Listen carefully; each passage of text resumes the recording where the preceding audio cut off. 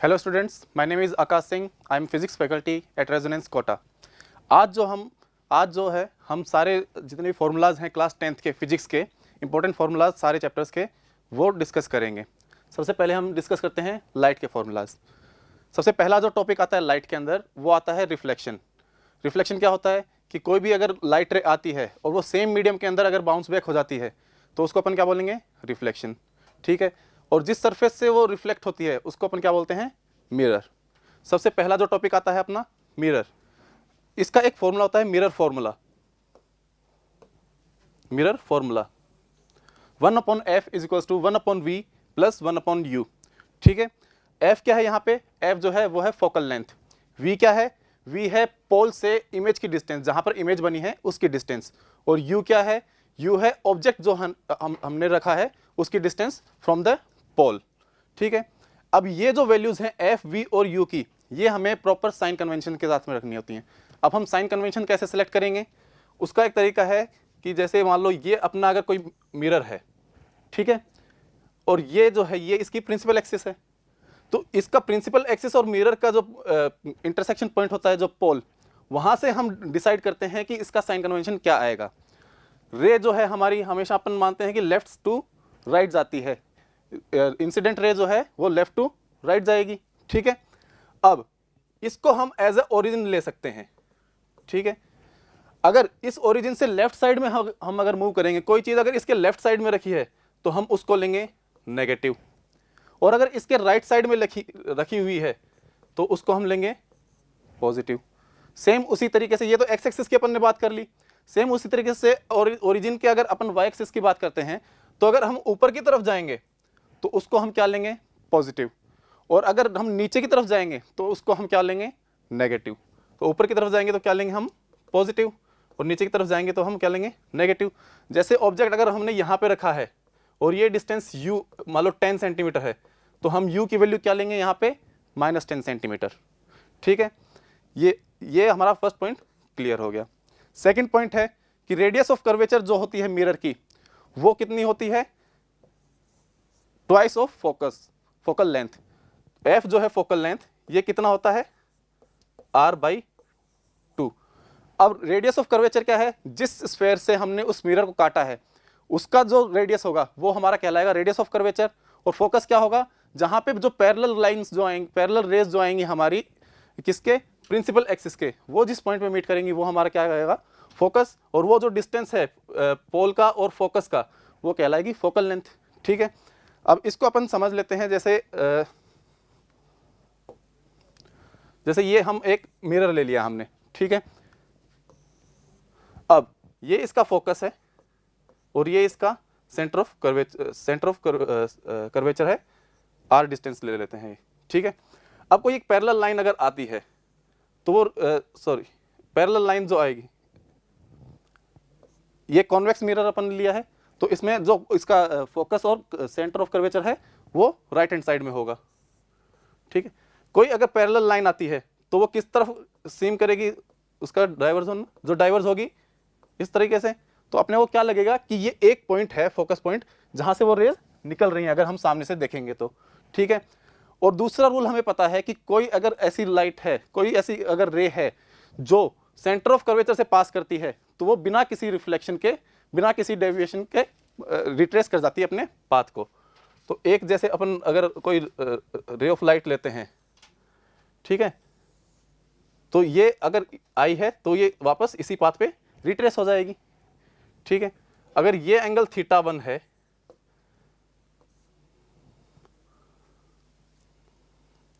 ये एंगल θ1 है और ये एंगल अगर θ2 है, ठीक है, तो ये जो दोनों एंगल्स जो होंगे ये इक्वल हो जाएंगे, जिसकी वजह से अपन ये बोल सकते हैं कि ये डिस्टेंस और ये डिस्टेंस जो है वो इक्वल है। अगर ये दोनों डिस्टेंसेस इक्वल हैं और जो अपन मिरर की बात करते हैं उनका अपर्चर क्या होता है, छोटा होता है, तो इस वजह से हम ये मान सकते हैं कि ये जो डिस्टेंस है ये डिस्टेंस इस डिस्टेंस के बराबर होगी, मतलब कि ये दोनों डिस्टेंस भी क्या हो गई, इक्वल। तो f और ये टोटल कितनी है, r, तो f इज इक्वल टू कितना हो गया, r/2। चलिए अब हम नेक्स्ट पॉइंट पे जाते हैं। Focal length of concave mirror is negative. Focal length जो है कॉनकेव मिरर की नेगेटिव होती है। ये अगर कॉनकेव मिरर है हमारा तो ये इसका जो फोकस पॉइंट बनता है वो लेफ्ट हैंड साइड में बनता है, तो इसलिए हम इसको क्या लेते हैं, नेगेटिव। और राइट हैंड साइड में कॉन्वेक्स मिरर के अंदर बनता है, तो हम इसलिए इसके क्या लेते हैं, पॉजिटिव। ठीक है, नेक्स्ट पॉइंट। अब आता है मैग्निफिकेशन। मैग्निफिकेशन क्या होता है कि इमेज जो है वो ऑब्जेक्ट के रेस्पेक्ट में कितनी ज़्यादा बड़ी बनी है। ठीक है, तो साइज ऑफ इमेज और साइज ऑफ ऑब्जेक्ट का जो रेशियो है वो क्या कहलाएगा, हमारा मैग्निफिकेशन, H2/H1। ठीक है, अगर इसको डिस्टेंस के टर्म्स में अगर डिस्टेंस अगर हम उसके डिस्टेंस के रेस्पेक्ट में बात करें तो v और u के रेस्पेक्ट में अगर बात करते हैं तो m इक्वल टू क्या आ जाता है, -v/u। ठीक है, अब अगर हम लेते हैं कोई रियल इमेज अगर है, जैसे कोई रियल इमेज बनी है, तो रियल इमेज कैसी बनती है, वर्चुअल। ऑब्जेक्ट हमारा जो रखते हैं हम, वो हमेशा इरेक्ट पोजीशन में रखते हैं। तो अगर ऑब्जेक्ट को हमने इरेक्ट पोजीशन में रखा है, मतलब H1 जो है वो हमेशा पॉजिटिव है। H2 अगर हमारी इमेज जो बनी है वो अगर रियल बनी है तो वो इन्वर्टेड बनेगी, मतलब H2 क्या आ जाएगा, नेगेटिव। तो इसलिए इसका मैग्निफिकेशन क्या आएगा, नेगेटिव। वहीं अगर हमारा वर्चुअल इमेज बनती है तो वर्चुअल इमेज जो बनती है वो कैसी बनती है, हमारी इरेक्ट इमेज।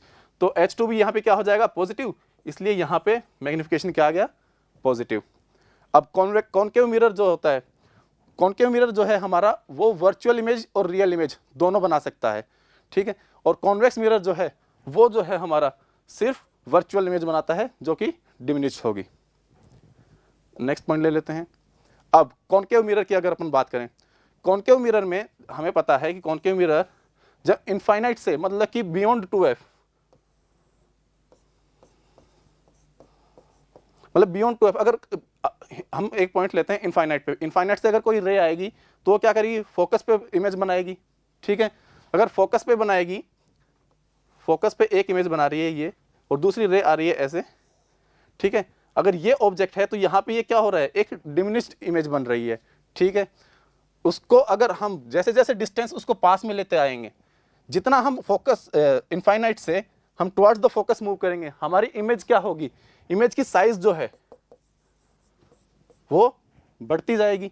ठीक है, अब फोकस पे आने के बाद 2f पे अगर आ जाती है इमेज, तो 2f पे क्या होगा, अगर यहाँ पे इमेज बनती है तो वो सेम साइज की इमेज बन जाएगी, मतलब कि 2f पे ही इमेज बन जाएगी। अगर इमेज को हम फोकस और 2f के बीच में रखते हैं तो उससे क्या होगा, जो इमेज जो बनेगी वो क्या बनेगी, हमारी मैग्नीफाइड बनेगी। ठीक है, मैग्नीफाइड कैसे बनेगी, जैसे अगर हमने यहाँ पे इसको रखा है किसी भी ऑब्जेक्ट को, तो वो एक रे तो डायरेक्ट यूँ चली जाएगी, और दूसरी रे हम अगर ये लेते हैं तो ये क्या हो रहा है, इमेज हमारी मैग्नीफाइड बन रही है। कौन सी इमेज बन रही है, रियल।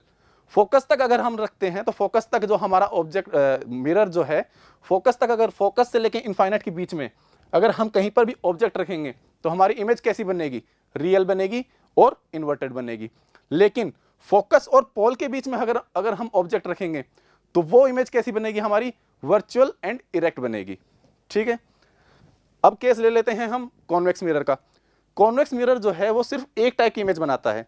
कौन सी इमेज बनाता है, वर्चुअल एंड डिमिनिश्ड। ये वही इमेज है, सिर्फ यही एक इमेज है जो कॉनकेव मिरर नहीं बना पाता, तो कॉन्वेक्स मिरर बनाता है। ठीक है, अपन इनफाइनाइट से लेके अगर पोल के बीच में कहीं पर भी हमारा जो ऑब्जेक्ट है उसको प्लेस करेंगे तो इमेज हमारी हमेशा कैसी बनेगी, virtual and diminished.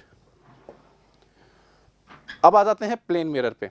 Plane mirror क्या होता है, प्लेन मिरर मतलब कि जो पैरेलल रेज ऑफ लाइट अगर जा रही हैं तो रिफ्लेक्शन के बाद में वापस सेम पैरेलल ही आएंगी, तो हमारा प्लेन मिरर कहलाएगा। अब एक हम केस लेते हैं कि अगर मैं हूं, जैसे मेरे को अगर अपनी पूरी इमेज एक मिरर के अंदर देखनी है तो उस मिरर की मिनिमम हाइट कितनी होनी चाहिए वो हमें फाइंड करना है। तो वो कितनी होती है, हाफ ऑफ योर लेंथ। कैसे, जैसे मान लो अगर ये मेरी हाइट है, यहाँ पे मेरी आई है। ठीक है, ये अगर कोई भी h हाइट का मिरर है, अगर मेरे को मेरी पूरी लेंथ, इसकी मिरर की लेंथ लेनी है तो इस पे से एक तो मेरे को क्या करना पड़ेगा, अगर सबसे टॉप वाला जैसे मेरा हेड है ये देखना है तो एक रे तो ये जानी चाहिए जो कि इस मिरर के टॉप से जाएगी। दूसरा केस क्या आना चाहिए कि मेरा पैर अगर मेरे को देखना है तो बिल्कुल बॉटम एज से रिफ्लेक्ट होनी चाहिए लाइट। ठीक है, तो अब यहाँ पे अगर अपन देखेंगे तो ये अगर x है तो ये भी कितनी होगी, x होगी। ये अगर y है तो ये भी कितनी होगी, y होगी। मतलब मेरी हाइट टोटल कितनी है, 2x प्लस 2y। और इमेज की हाइट, सॉरी मिरर की हाइट कितनी है, x प्लस y। मतलब कितना टाइम्स मल्टीप्लिकेशन है, 2 ऑफ x प्लस वाई। किसकी हाइट है, मेरी हाइट है, ठीक है। और मिरर की हाइट क्या होगी, x प्लस वाई। इन दोनों का रेशियो निकालेंगे, कितना आएगा कि मिरर मेरी हाइट से हाफ होना चाहिए। मतलब अगर मेरी हाइट अगर 6 फीट है तो मेरी मिरर की हाइट मिनिमम 3 फीट होनी चाहिए, तभी मैं अपनी पूरी इमेज उस मिरर के अंदर देख सकता हूं, ठीक है। अब दूसरा केस लेते हैं कि मान लो जैसे मैं एक रूम में खड़ा हूं, सामने एक मिरर लगा हुआ है किसी हाइट का, पीछे एक दीवार है। अगर उस दीवार का पूरा हाइट, पूरी लेंथ मेरे को देखनी है, वो दीवार जितनी भी लंबी है उसका अगर मेरे को पूरी लेंथ देखनी है कि कितना है, पूरी इमेज देखनी है, तो उस जो मिरर की हाइट है वो उसके 1/3 होनी चाहिए, 1/3 of the height of wall. जैसे हमने ये प्रूव किया है, सेम उसी तरीके से हम इसको भी प्रूव कर सकते हैं। कैसे, यहाँ पे मान लो मैं अगर अपनी आई मान लेता हूँ, ये मिरर है और यहाँ पे हाइट है, तो वही पहली रे यहाँ से आएगी, दूसरी रे ये जाएगी। अब इन दोनों का जब रेशियो निकालेंगे, इन दोनों का जब अपन रेशियो निकालेंगे तो वो कितना आएगा, 1:3।